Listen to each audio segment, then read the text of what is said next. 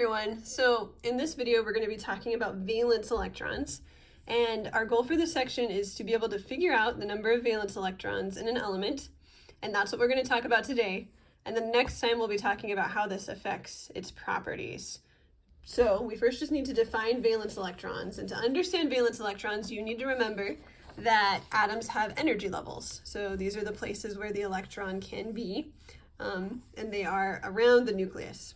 So the electrons in the outermost energy level, so this outside circle right here, are called the valence electrons. So valence electrons are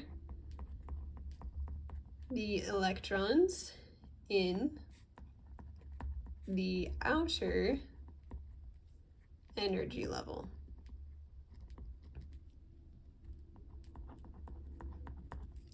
And I want to make sure you have a picture of what valence electrons look like. So let's draw a model of the element aluminum. So aluminum obviously has a nucleus. And if we look on the periodic table, aluminum is element number 13. So that means it has 13 protons and 13 electrons. We're not going to draw the individual protons, but we will draw the electrons. So the first two will go in this first energy level. The next 8 will go in this second energy level. So that's a total of 10 electrons so far. It needs 13, so the last 3 will go in this outside energy level. So that means aluminum has 3 valence electrons.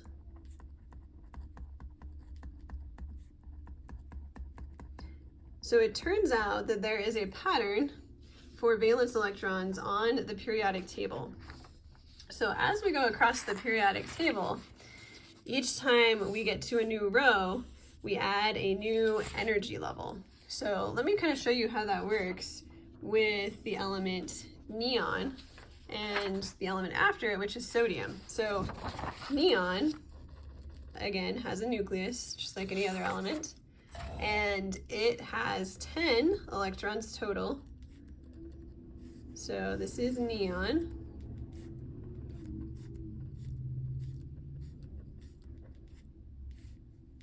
Okay, yeah, so this is neon with 10 electrons. After neon, we go to a new row on the periodic table, and the next element is sodium. Sodium has 11 electrons. This second energy level can only hold 8 electrons. So in order for us to draw the correct number of electrons for sodium, we need to add a third energy level. So sodium has 11 electrons and 1 valence electron. And as we go across the periodic table, sodium would have 1 valence electron, magnesium would have 2, because we would add another electron to this level. Aluminum would have 3, which we saw, and when we drew aluminum, and so on. So we can actually write in this pattern on the periodic table, everything in this column has 1 valence electron. I'm going to abbreviate that as VE. Everything here has 2. We skip over the transition metals, which is this section right here. Talking about valence electrons with these elements gets pretty complicated. So we're just going to skip over these, and we'll go to the column with aluminum. So this is boron right here and aluminum, just so you can kind of orient yourself. Has 3 valence electrons. This is the carbon column, it would have 4.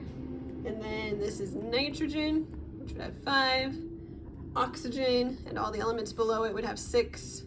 Here's fluorine, which would have 7. And then the noble gases have 8, except for helium has just 2, because helium only has 2 electrons. So helium itself just has 2 valence electrons, but everything underneath it has 8. So I would also recommend that you write in the valence electrons on the periodic table at the front of your notebook, just so you can always reference them. We'll be looking at valence electrons at other times throughout the year, so it's just helpful to have them written down. So I would go across and write 1 valence electron here, 2 valence electrons here, skip over the transition metals, and then we'd have 3, 4, 5, 6, 7, and 8. And if you want to, you can say helium has just 2 valence electrons. And that is valence electrons.